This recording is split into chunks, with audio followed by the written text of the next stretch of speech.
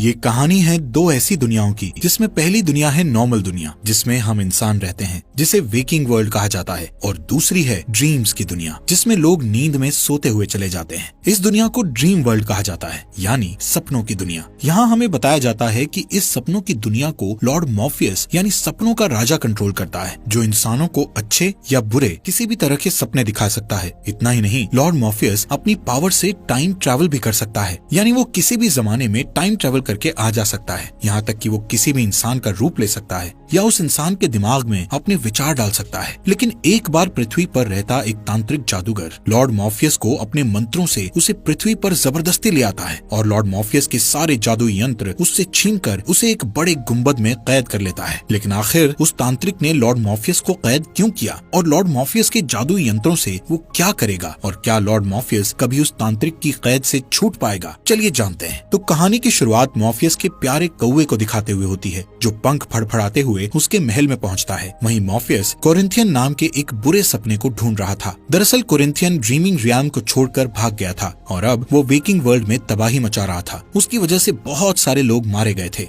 इसलिए सपनों का राजा यानी लॉर्ड मॉर्फियस कोरिंथियन को रोकने और उसे पकड़कर वापस लाने का फैसला करता है। वो अपना मास्क उतारकर कोरिंथियन को ढूंढने के लिए ड्रीमिंग वर्ल्ड से निकल जाता है। मॉर्फियस ड्रीमिंग वर्ल्ड में सबसे ताकतवर था, लेकिन वेकिंग वर्ल्ड में उसकी ताकत कम हो जाती है। लेकिन इसके बावजूद उसे कॉन्फिडेंस था कि वो अपने इस मिशन में कामयाब होकर रहेगा, क्योंकि उसके पास 3 हथियार थे। पहला पाउच ऑफ सैंड यानी रेत से भरी थैली, दूसरा हेल्म यानी मुखौटा, और तीसरा उसका रूबी स्टोन। यहाँ से सीन शिफ्ट होता है और हम देखते हैं कि साल 1916 के समय में इंग्लैंड में लॉर्ड मैगस नाम का एक आदमी और एक फेमस जादूगर मिलकर मौत के देवता को काबू करने के लिए कुछ तांत्रिक साधना कर रहे हैं, ताकि वो अपने मरे हुए बेटे को जिंदा कर सकें। उनके साथ उनके चेले भी मौजूद थे, जो एक स्वर में कहते हैं अंधेरे की दुनिया में। इस बीच लॉर्ड मॉर्फियस लंदन में कोरिंथियन के पास पहुंच जाता है। कोरिंथियन उस वक्त वहाँ एक आदमी का खून कर रहा होता है। मॉर्फियस उसे मारने ही वाला होता है कि तभी अचानक उसे वो मंत्र सुनाई देता है, जो कि था अंधेरे की दुनिया में। इतना सुनते ही वो तुरंत गायब हो जाता है। यहाँ इस राज का खुलासा होता है कि मौत के देवता को पकड़ने की जगह मैगस ने गलती से सपनों के राजा को पकड़ लिया था। अब क्योंकि मॉर्फियस एक अलौकिक शक्तियों वाला अनंत जीवी था, इसलिए मैगस उसे अपने तहखाने में कैद करके उसके सैंड पाउच, हेल्म और रूबी को निकालकर अपने पास रख लेता है, जिससे मॉर्फियस कमजोर हो जाता है। उसके कैद होने की वजह से वेकिंग वर्ल्ड में अफरा तफरी मच जाती है और स्लीपी सिकनेस नाम की एक बीमारी फैल जाती है, जिसमें होता यह है कि अगली सुबह लाखों लोग नींद में मर जाते हैं, जिनमें औरतें, मर्द और बच्चे भी शामिल थे। दरअसल ये सारे लोग नींद में सपने देख रहे थे, लेकिन उसी वक्त मॉर्फियस के कैद हो जाने के कारण वो सपनों की दुनिया में ही फंसे रह गए और वेकिंग वर्ल्ड में वापस नहीं लौट पाए। ऐसे ही एक दिन कोरिंथियन मैगस को ट्रैक करके ढूंढ लेता है और उसे बताता है कि वो किस तरह मॉर्फियस को अनंत समय तक कैद करके रख सकता है। असल में कोरिंथियन नहीं चाहता था कि मॉर्फियस इस कैद से आजाद हो, क्योंकि अगर मॉर्फियस आजाद हो गया तो वो उसे अपने साथ वापस ड्रीम वर्ल्ड में ले जाएगा। लेकिन कोरिंथियन ड्रीम वर्ल्ड में वापस नहीं जाना चाहता था, इसलिए वो मैगस को एडवाइस देता है कि तुम उसे कांच के गोले में रखकर उसके चारों तरफ मंत्रों से एक गोल घेरा बना दो। कोरिंथियन जानता था कि मॉर्फियस किसी के भी सपनों में आकर उससे अपना काम करवा सकता है, इसलिए वो मैगस को कहता है कि तुम अपने सभी गार्ड्स को सख्ती से ऑर्डर दे दो कि कोई भी मॉर्फियस की मौजूदगी में ना सोए। इसके लिए भले ही उन्हें नींद को भगाने वाली कोई दवाई लेनी पड़े तो ले लें। वो मैगस को मॉर्फियस के कौवे से पीछा छुड़ाने के लिए भी कहता है, क्योंकि वो कौवा अपने मालिक मॉर्फियस का बहुत वफादार था और वो उसे छुड़ाने के लिए कुछ भी कर सकता था। ये सब सुनकर मैगस बेसमेंट में जाता है, जहाँ मॉर्फियस कैद था। मैगस मॉर्फियस से कहता है कि मुझे गलत मत समझना, क्योंकि मैं सिर्फ तुमसे इतना सा काम करने को कह रहा हूँ कि तुम अपनी शक्तियों से मेरे मरे हुए बेटे को वापस जिंदा कर दो, जिसके बदले में मैं तुम्हें यहाँ से आजाद कर दूंगा। लेकिन मॉर्फियस उसे कोई भी जवाब नहीं देता, जबकि उसे उस गुंबद में काफी ज्यादा तकलीफ हो रही थी और उसकी बॉडी भी बहुत मुश्किल से मूवमेंट कर रही थी। इसी तरह समय गुजरता रहता है और पूरे 10 साल गुजर जाते हैं। अब मैगस का दूसरा बेटा एलेक्स बड़ा हो चुका था और वो कैद में पड़े हुए मॉर्फियस के बारे में जानने को बहुत उत्सुक रहता है। एक दिन एलेक्स उसके पास जाकर उसे कहता है कि अगर तुम मेरे भाई को जिंदा कर सकते हो तो तुम यहाँ से आजाद हो सकते हो, मैं खुद तुम्हें आजाद करूंगा। वहीं मॉर्फियस उसकी बातों को सुनकर भी खामोश रहता है और अपने मन ही मन में कहता है कि मैं तुम लोगों को वो चीज नहीं दे सकता जो तुम मांग रहे हो, क्योंकि अगर मैंने ऐसा किया तो वेकिंग वर्ल्ड और ड्रीम वर्ल्ड दोनों जगहों में ही गड़बड़ हो जाएगी और लाखों लोग मारे जाएंगे।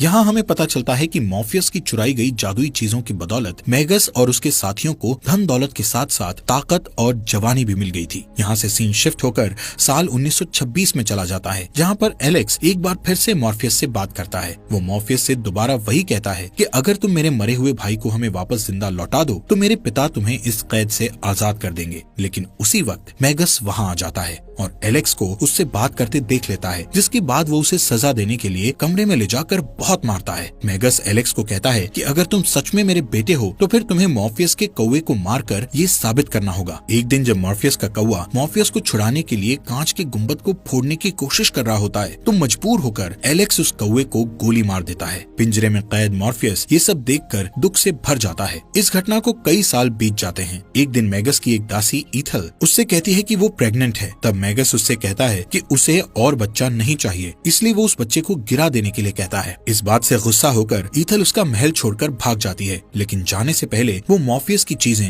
रूबी, रेत की थैली और उसका हेल्म भी अपने साथ ले जाती है। जब मैगस को ये पता चलता है तो वो गुस्से से पागल हो जाता है और उन चीजों को वापस पाने के लिए मॉर्फियस के पास जाता है और उससे कहता है कि अगर मॉर्फियस उसे ढेर सारे पैसे और पावर के साथ साथ अमर बना दे तो वो उसे आजाद कर देगा। लेकिन मॉर्फियस इस पर भी कुछ नहीं कहता। तो फ्रस्ट्रेट होकर मैगस एलेक्स पर अपना गुस्सा निकालता है। उन दोनों में लड़ाई होने लगती है, जिसमें मैगस को धक्का लग जाता है और वो सर के बल जमीन पर गिर जाता है, जिससे तुरंत उसकी मृत्यु हो जाती है। इससे घबराकर एलेक्स गार्डन में चला जाता है, जहाँ उसकी मुलाकात पॉल नाम के एक वर्कर से होती है। पॉल उसे दिलासा देता है और एलेक्स से कहता है कि उसे मॉर्फियस के पास जाना चाहिए और उससे हेल्प मांगना चाहिए, पर एलेक्स कहता है कि उसने मॉर्फियस के कौवे को मार डाला था, इसलिए इस वक्त उससे हेल्प मांगना सही नहीं होगा। इस तरह कई साल और गुजर जाते हैं और मॉर्फियस को कैद में पड़े हुए 104 साल बीत जाते हैं। पॉल और एलेक्स दोनों बूढ़े हो चुके थे, उनके पूरे शरीर में झुर्रियां पड़ चुकी थी, लेकिन वो दोनों अब भी मॉर्फियस के साथ सौदेबाजी करना चाहते थे। एक दिन पॉल एलेक्स को व्हील चेयर में बिठाकर उसी जगह आता है जहाँ मॉर्फियस कैद था और उसके चारों तरफ बने हुए घेरे को जानबूझकर तोड़ देता है ताकि सपनों का देवता मॉर्फियस अपने पावर्स को यूज कर सके। उनके जाने के बाद मॉर्फियस वहाँ मौजूद गार्ड्स में से एक को अपनी शक्ति से सुलाकर उसके सपने में पहुँच जाता है। फिर वो उस गार्ड को गोली चलाकर कांच के गोले को तोड़ने पर मजबूर कर देता है। फिर जैसे ही मॉर्फियस कैद से बाहर निकलता है वो एलेक्स से बदला लेने के लिए उसे हमेशा के लिए सुला देता है, जहाँ उसे एक के बाद एक दूसरा डरावना सपना आता रहता है। अब मॉर्फियस 104 साल तक कैद में रहने के बाद वापस अपने ड्रीम वर्ल्ड में लौटता है तो वो ये देखकर हैरान रह जाता है कि वहाँ सब कुछ बदल चुका था। पहले वहाँ जो खूबसूरत महल था वो अब बुरे हाल में पहुँच चुका था। मॉर्फियस वहाँ के मेन लाइब्रेरियन लुसियान से मिलता है, जो उसे बताता है कि वहाँ राजा के न होने से बहुत सारे लोग उस जगह को छोड़कर जा चुके थे। ये सब सुनकर वो बहुत दुखी हो जाता है और कसम खाता है कि वो अपनी इस दुनिया को फिर से बसाएगा और उसे अपना पुराना मुकाम दिलाकर रहेगा। दूसरी तरफ कोरिंथियन को एक घर में एक आदमी के साथ दिखाया जाता है। वो उस आदमी को मारने वाला होता है। कोरिंथियन को ये पता चल चुका था कि मॉर्फियस वहाँ से आजाद होकर जा चुका है और अब वो कभी भी उसे लेने आ सकता है। यहाँ पता चलता है कि कोरिंथियन के चेहरे पर आंखें नहीं थी, बल्कि आंखों की जगह छोटे छोटे दांत थे, जिन्हें देखकर ऐसा लगता था कि वो छोटे छोटे मुंह थे। इसी वजह से वो हर वक्त काला चश्मा पहने रहता था। वो जब भी किसी को मारता तो उनकी दोनों आंखें निकाल लेता था। उधर ड्रीम वर्ल्ड में मॉर्फियस लुसियान से कहता है कि वो अपने हथियारों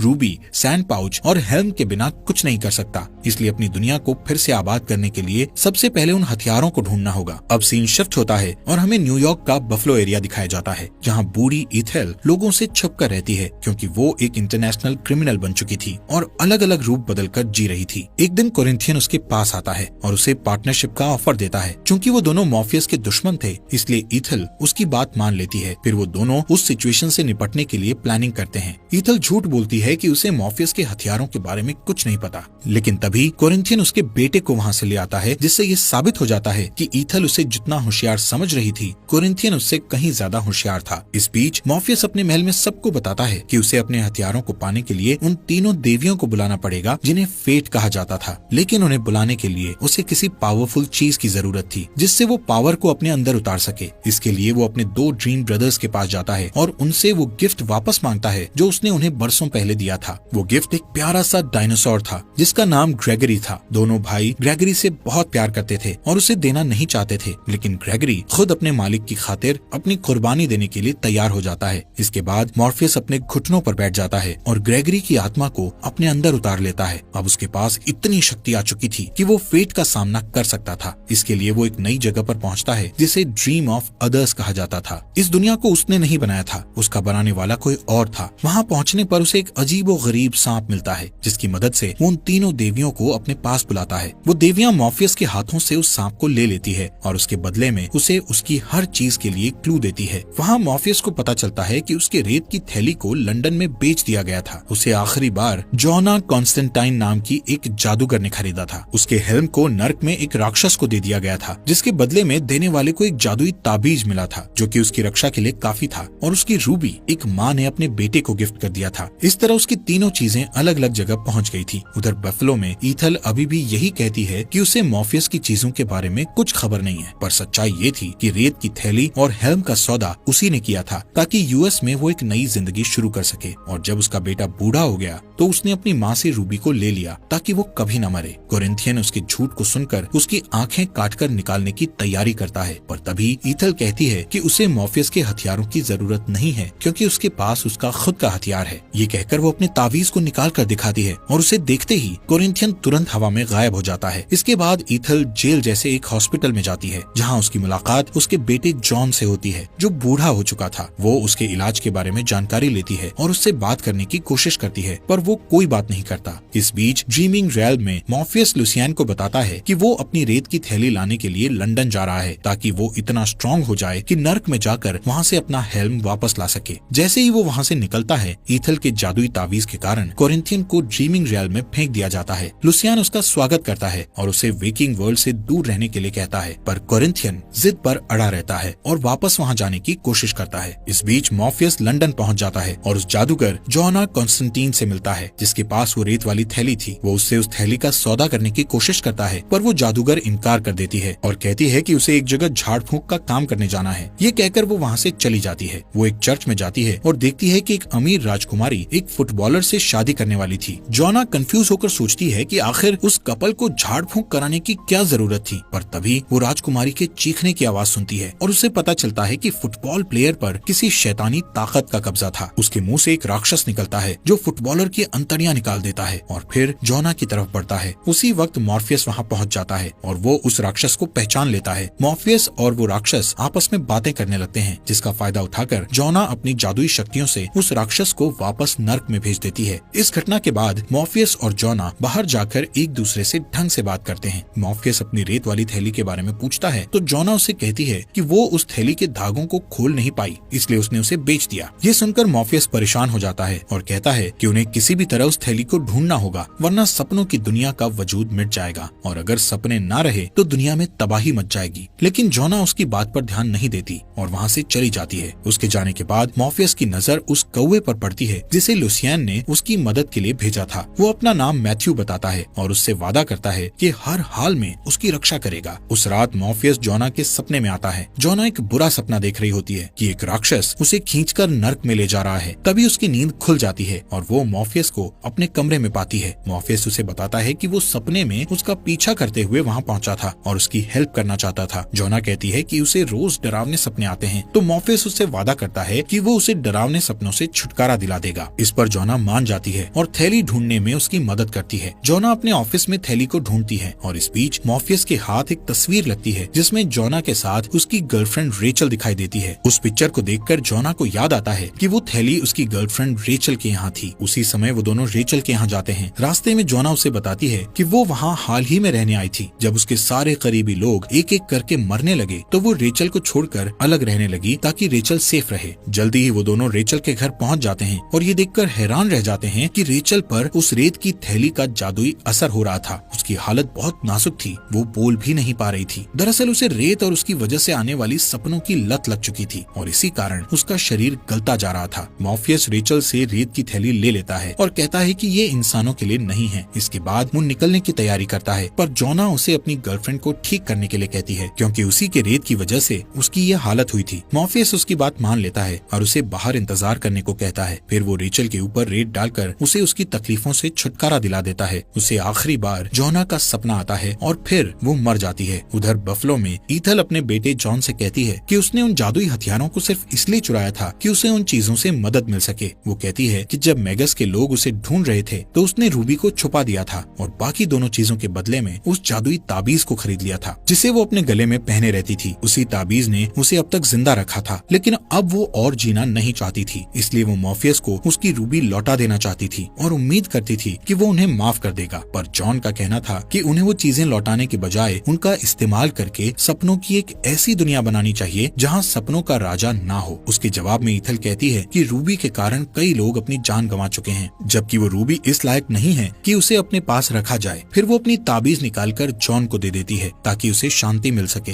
ईथल कहती है कि इस ताबीज ने उसे 116 साल तक जिंदा रखा था और अब वो ताबीज जॉन को हमेशा के लिए जिंदा रखेगा। ताबीज के जाते ही ईथल का शरीर तेजी से बूढ़ा होने लगता है और वो जॉन की बाहों में दम तोड़ देती है। जॉन घबराकर चीखने लगता है। उसकी आवाज सुनकर एक गार्ड वहाँ आता है और ईथल की लाश को देखकर समझता है कि जॉन ने उसे मारा है और वो तुरंत उस पर गोली दाग देता है, पर वो गोली जॉन के शरीर से टकराकर वापस उस गार्ड को लगती है और वो तुरंत मर जाता है। इसके बाद जॉन उस बिल्डिंग से बाहर निकलता है जहाँ वो इतने सालों तक कैद था। वो बफलो की सड़कों पर खड़ा ठंड से कांप रहा होता है कि इतने में कोरिंथियन पीछे से आकर उसे अपना कोट पहनने को देता है। जॉन को लगता है कि वो एक अजनबी है, इसलिए वो कोट लेने से मना कर देता है, पर कोरिंथियन जिद करने लगता है। आखिरी सीन में हम देखते हैं कि मॉर्फियस जोना को बताता है कि उसकी गर्लफ्रेंड रेचल शांति से गुजर चुकी है और वो जोना को इस बात की गारंटी देता है कि अब से उसे कभी डरावने सपने नहीं आएंगे। ये सुनकर जोना वहाँ से चली जाती है। उसके जाने के बाद मॉर्फियस अपने कौवे मैथ्यू के साथ डिस्कस करता है कि उन्हें अब हेल में जाने की तैयारी करनी चाहिए। उम्मीद है आपको ये सीरीज अच्छी